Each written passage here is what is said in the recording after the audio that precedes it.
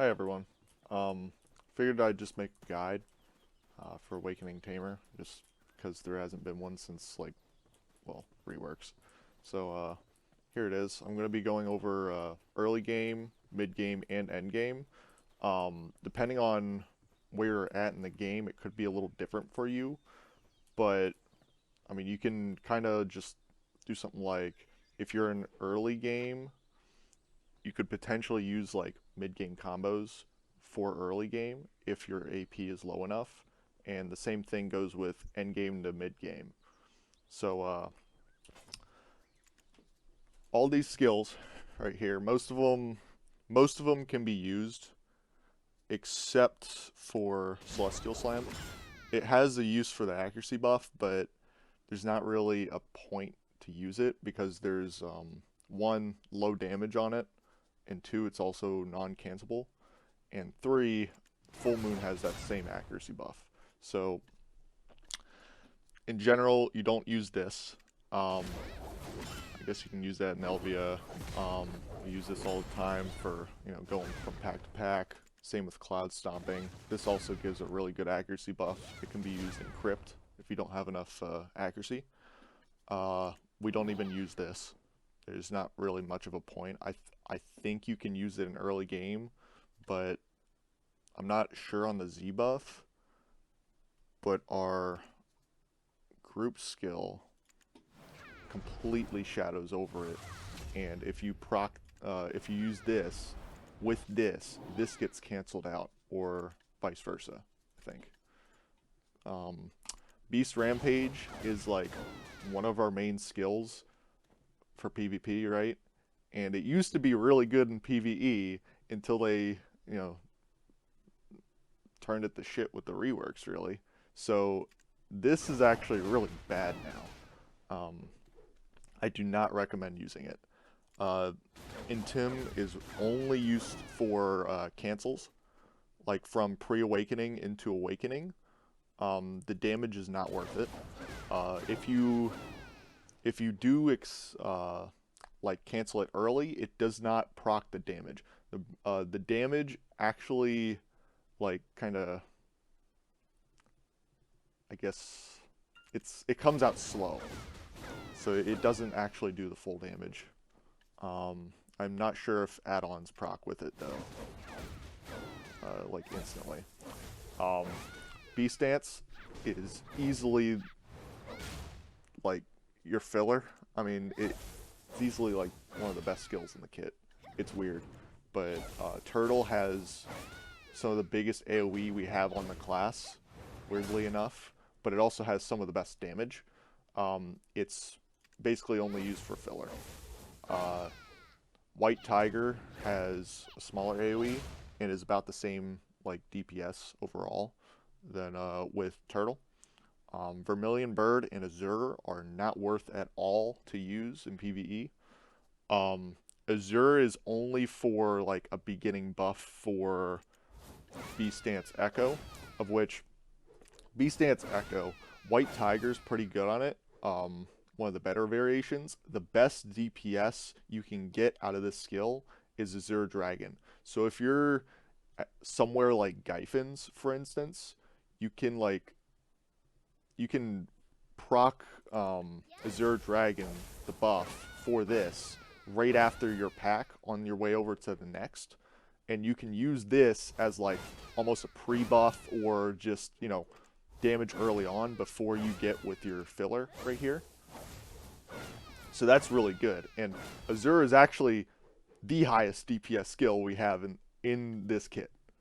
It's weird, but it comes out very fast. Turtle is very good too. It has really good AoE, except the fact that there's only two ways to, well, I guess three ways to cancel it. Echo, Beast Power, and Leaves. So you have to use a movement skill or Echo if you really want to cancel that. Vermilion is completely useless. So all around spinner, its damage is on par with Legendary Beast Stance, but the thing is, it does have smaller AoE, It does have better sustain, and it's on a cooldown for 7 seconds, and you can't spam it like this, which has no damage drop off, by the way. So it's recommended for you to just save this in case you need, like, some point in the combo, if you need to do like a skill like this. If you need more AoE, for instance, you might like come from turtle into spinner, then back to turtle, instead of turtle into tiger into turtle again. So this can be used as like sort of protection or filler if you need to. Just be aware it's on a cooldown. Soaring Strike is one of the highest damage in our kit.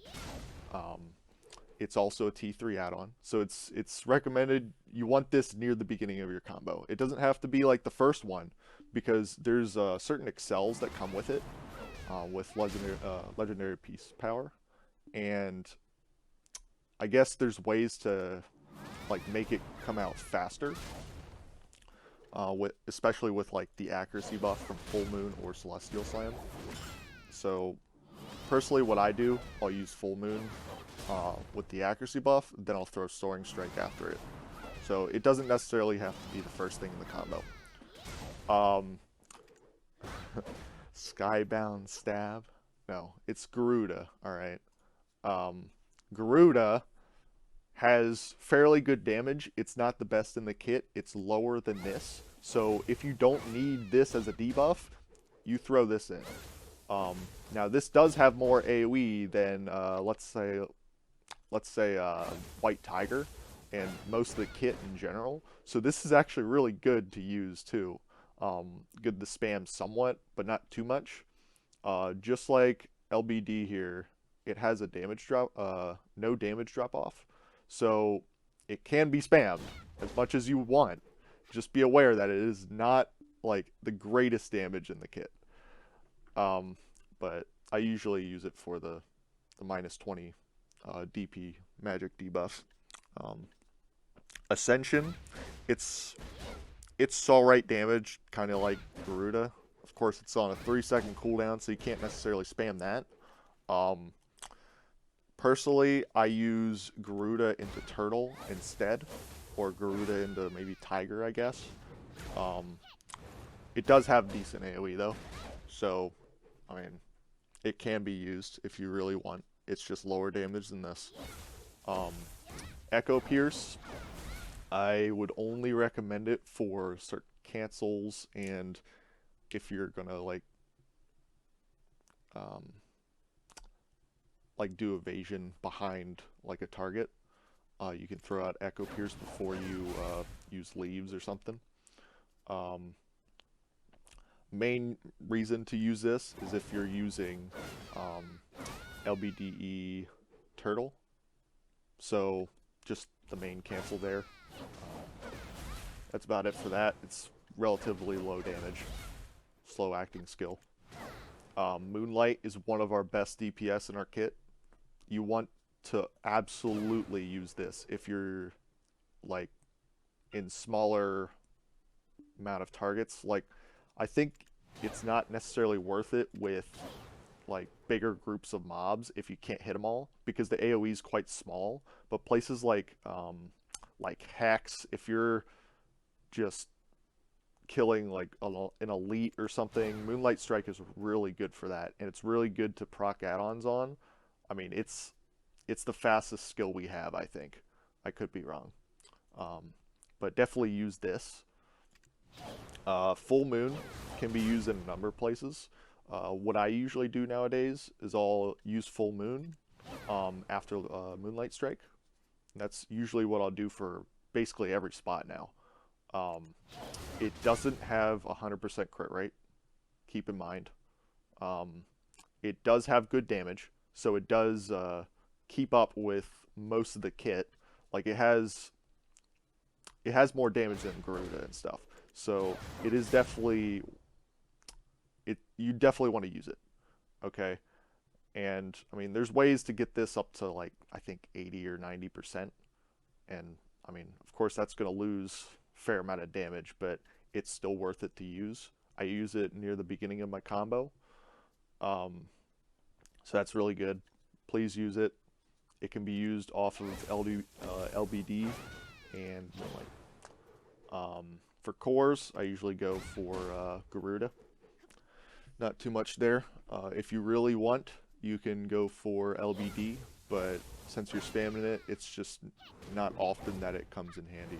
Also, forward guard is really useful, especially if you're only like debuffing mobs with Garuda, then you kind of have that after like what 7 seconds.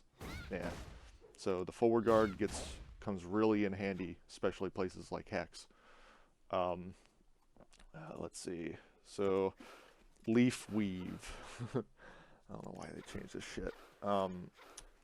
These are really good. Thing is, you can't do full combos in endgame at least while constantly evading without like not hitting back attacks. So you kind of have to mix it with pre-awakening, which we'll go over in a second.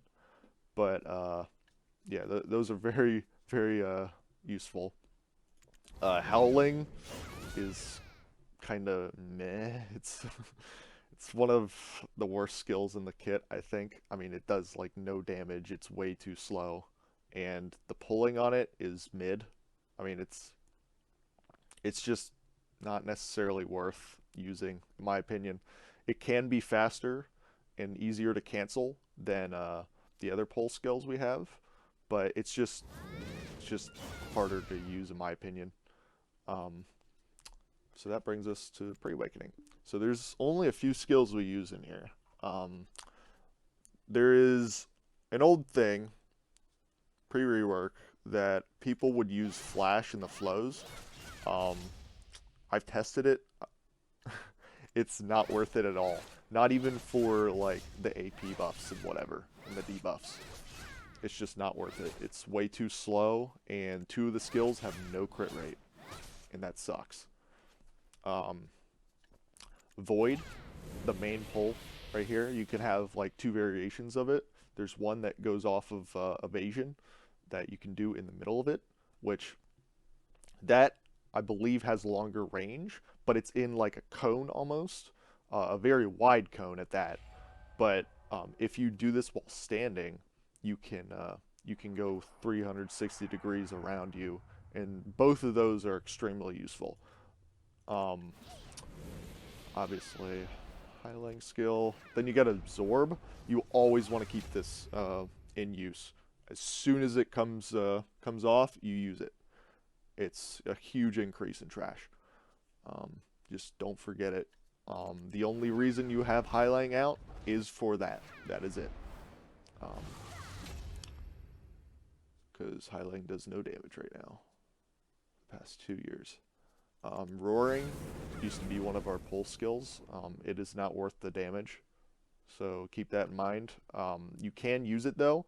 I have found in the past, before they changed the cooldown, that I did like using it, and it has like the pulling potential of Void, but with more damage.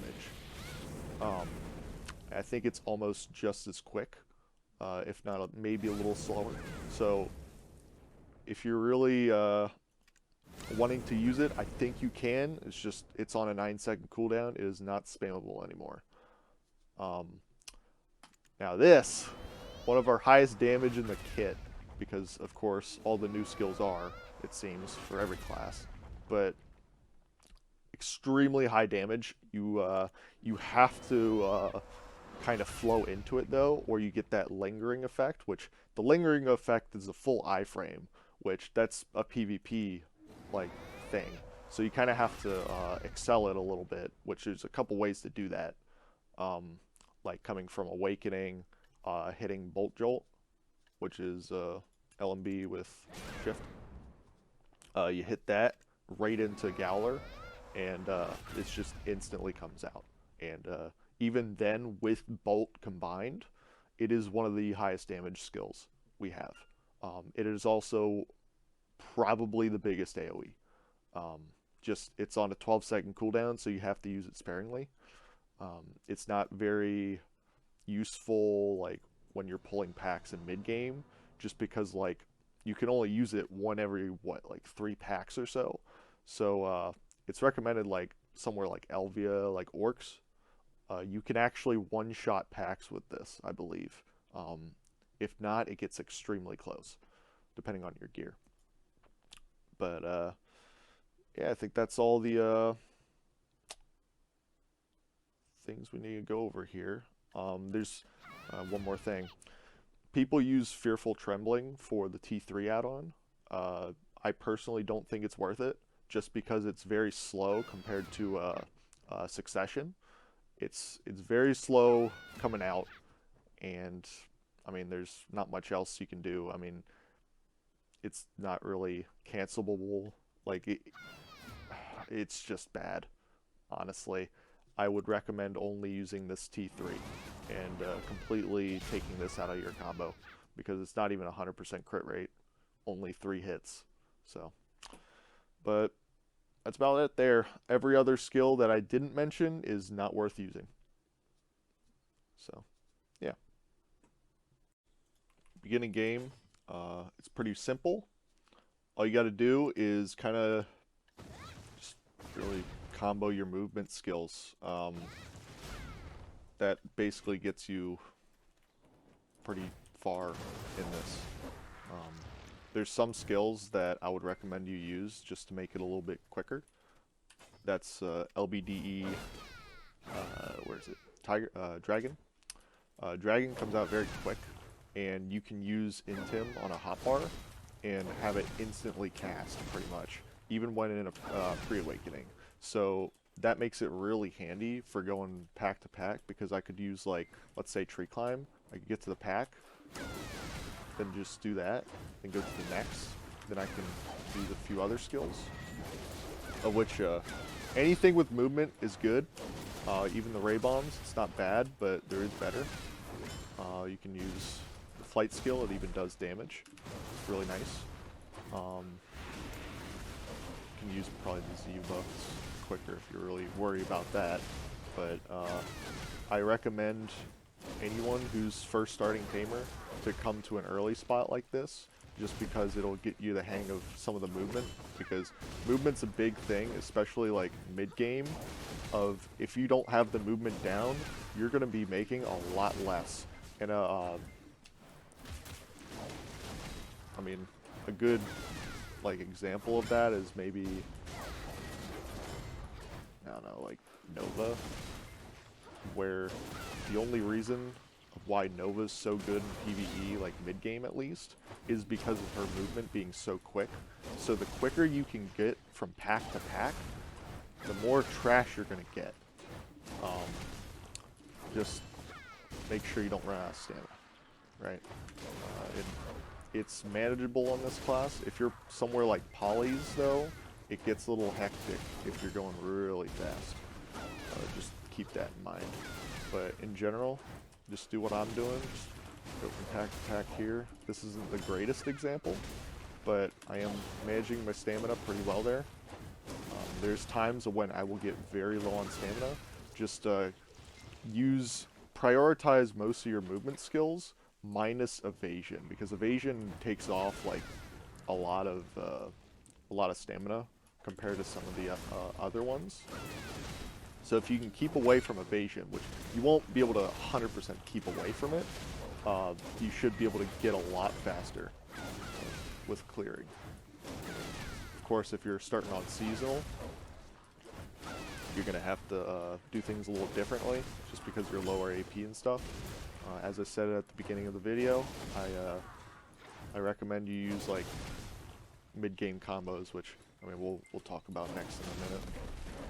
But yeah, that's it for beginning game. It's pretty simple. There's nothing really too complicated involved. Just get down the movement and you'll be ready for mid-game. So before we go into mid-game and end-game, you guys need to know about like pulling with this class, because I don't know about much other classes, but pulling is much more important on this versus like any other class, I think. Just because like since we have like some of the smallest AoE in the game, we need to rely more on our pulling in order to like grind more efficiently.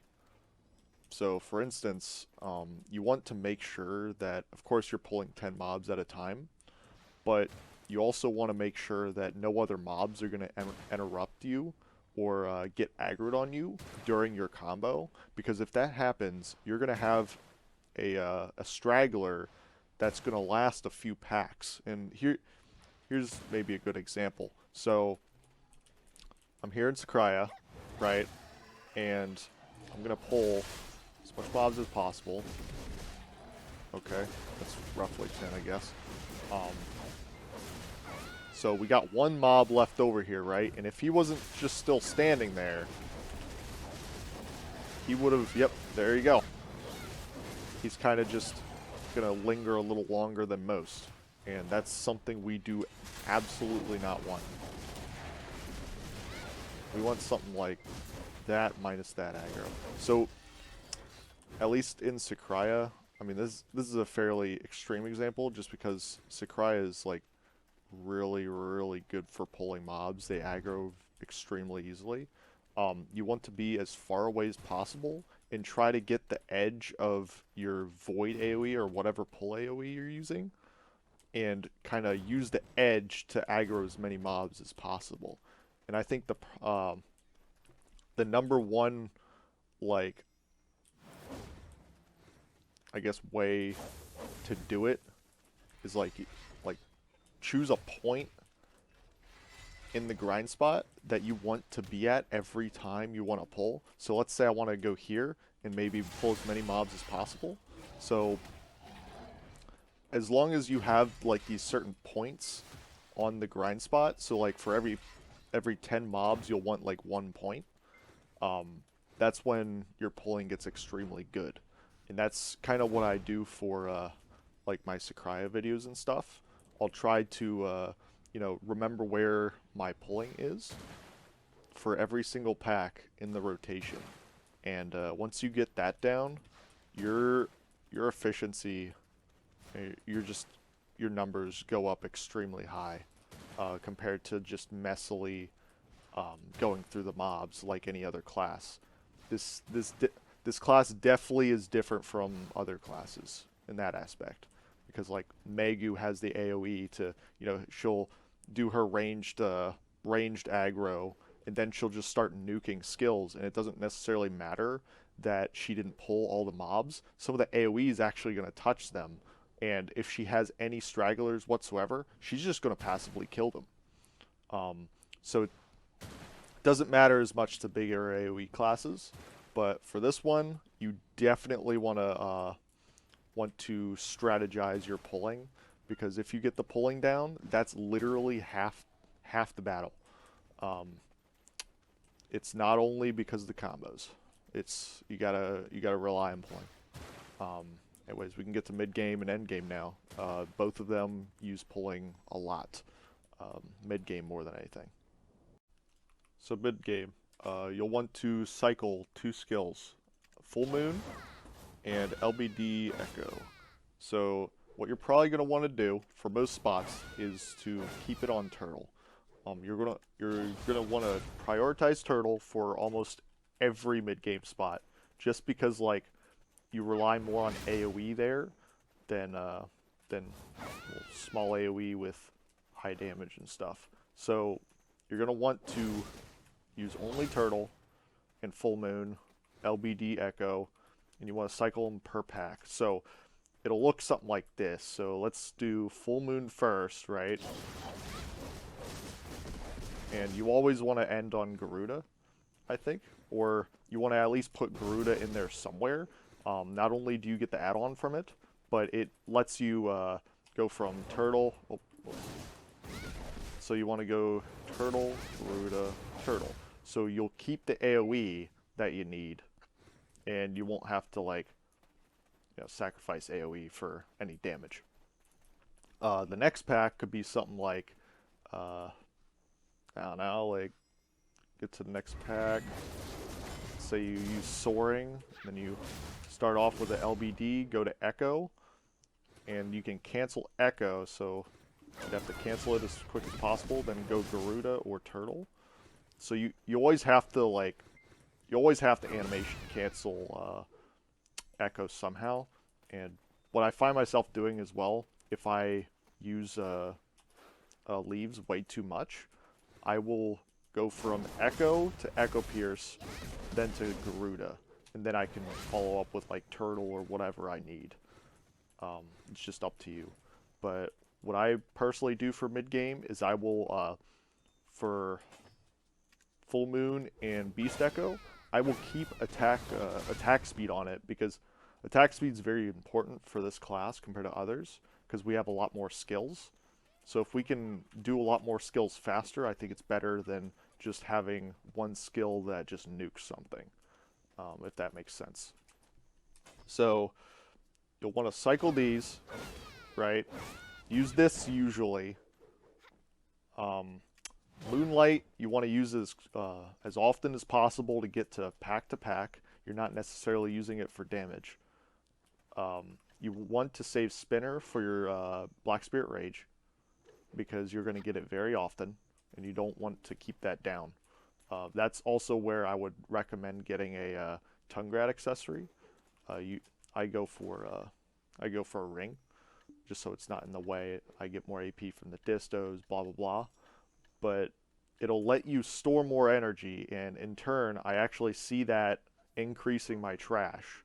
Because let's say you get done with a pack and you're at 100%.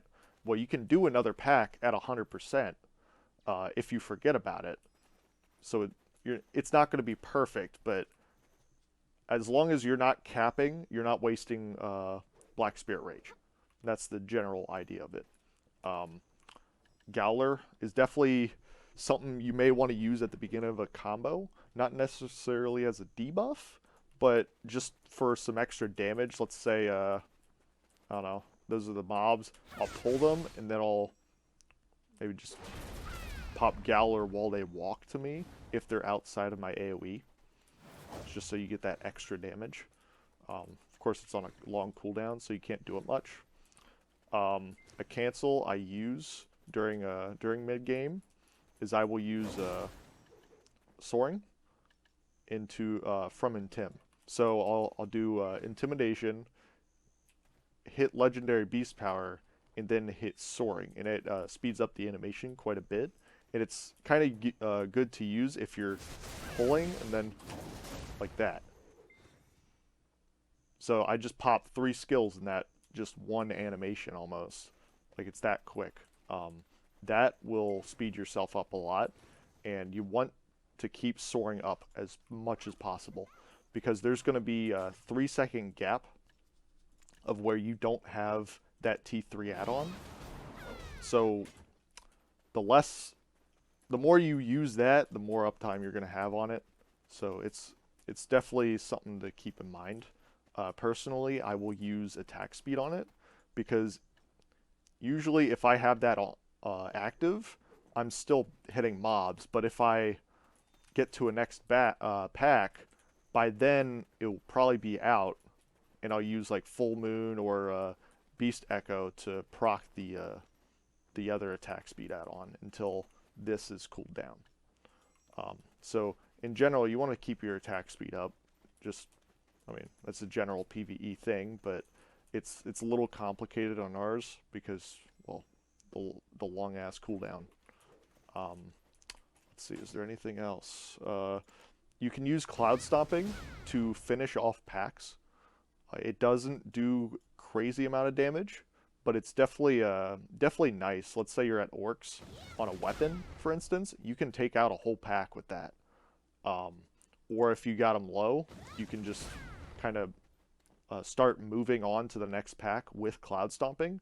It just takes time to realize of how much damage it does and whether you're going to clean the pack or not, right? Because, I mean, it would waste time if you get it wrong too. Skyreach does damage for it as well, but it's not very much used past beginning game, just because it doesn't do much damage unless you're on an Elvia weapon. Yeah, I mean, that's about it for endgame. There's not much to it. Just keep your absorb buff up and the BSR up, and that's literally it. And if you can help it, use all-around spinner with BSR because it's I mean it's one of the highest damages in our kit. You would be losing out pretty much, and it's also one of the biggest AoEs. So, I mean, definitely prioritize that. But that's about it for mid-game. If you need some examples and stuff, just look at some of my videos. Those are fairly good examples. Same with Endgame, I guess. But yeah. So Endgame, we're at the point of where you rely a little bit less on movement and more on your combo. So it's a lot more fleshed out than mid-game and beginning game. And honestly, it gets a little more simple, I think, just because you don't have to rely on movement. And the general idea of it is to cycle a few different skills. So Moonlight, Full Moon, LBDE, probably Turtle or Tiger. Then you got Gowler and Soaring Strike. So you want to cycle those as much as possible, but your filler will be LBD. So in general, you'll find yourself doing Tiger and Turtle on LBD a lot, and it's weird because there's this interaction with it of where you only have to put in one input and then it just goes Turtle, Tiger, which honestly in certain spots makes it extremely brain dead at times. As long as you have like that stuff put up, and then I'm just holding one key right here. I just did like 7 skills. So makes that extremely simple in some cases, but in general, here's a hex combo I use, for instance. So I'll usually pre-buff with Garuda, and it serves as a debuff as well because the magic DP, I guess it varies on where you're at, but I'll do that into Moonlight, Full Moon that with the Soaring, which you can replace Soaring with LBD, right? So, one sec, put on the cooldown. So here's the combo.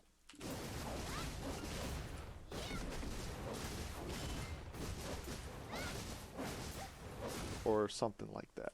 I forgot the pre-buff there with Garuda, but you kind of get the point.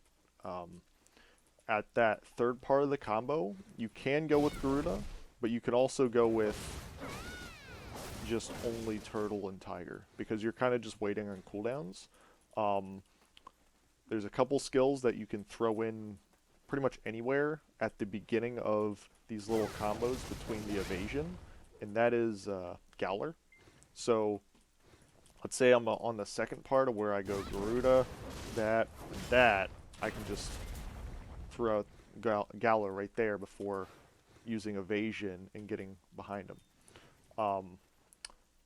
Another thing to notice, you want to use evasion sometimes, because if you're going way too fast, you'll run out of cooldown on leaves, right? So you're going to be kind of dead in the water. So what I usually do is I'll go through the whole combo, right? And once I'm through the whole combo, I'll usually evasion over the pack, and then I'll follow up with Moonlight, because they're already debuffed by Garuda. If you do that, then you'll have no problems with leaves at all. Now, this can vary at different spots, depending on how much they aggro, but in general, that's what I use for Hex. So it should be good if you're lower geared in mid-game content, like Orcs, let's say. You should be set if they're extra tanky to you. But yeah, I mean, that's the basic of Endgame. There's some cases of when you don't have to evasion, you can kind of just mix up your combo a little bit, because every combo is different at different spots for this class. So you can kind of just use that kind of formula I just said in the skill tree here to kind of just make your own combo. I guess same thing applies to mid game. I mean, you can just kind of do that. but it's mainly for endgame. A couple more things I need to add is that, for one, evasion, your pre-awakening. If you're at like a really, really endgame spot, let's say Hex again, um, it's very useful to use a skill. All right, evasion's very useful. It says it's super armor and iframe, but in reality, it's a full PvE iframe. So what you can do is, if Hex is about to kill you, you can just keep on running evasion straight out of the pack, and you can, as long as you have it hotkeyed, you can come from awakening at any state pretty much and just instantly evade. It comes in a lot of handy in these harder spots, especially if you're just starting out. It's basically a panic button.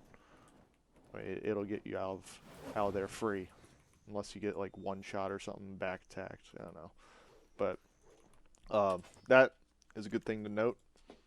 You have Beast, Rampage, and Spinner.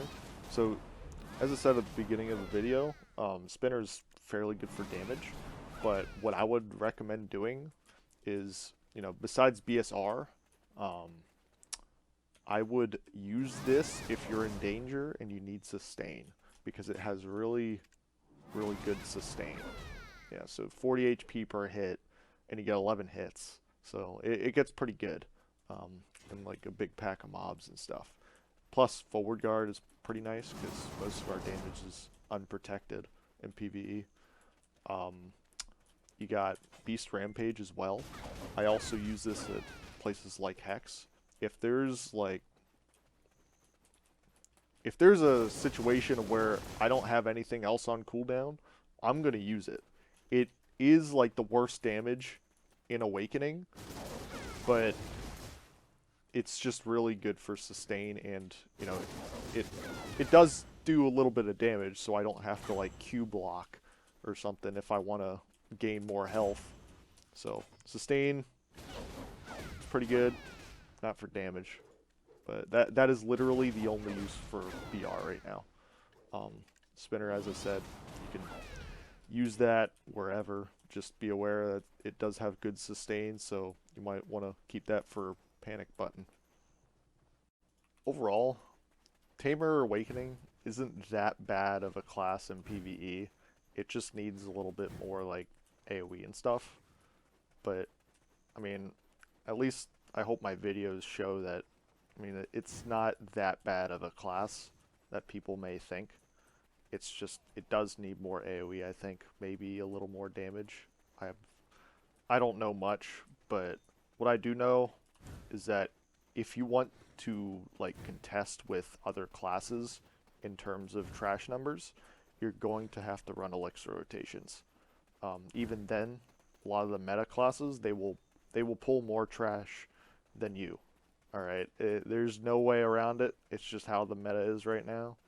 It's just sucks, I guess. But I think this class is really fun, and if you got any questions, just leave them down in the comments. I'm happy to answer them. I don't mind.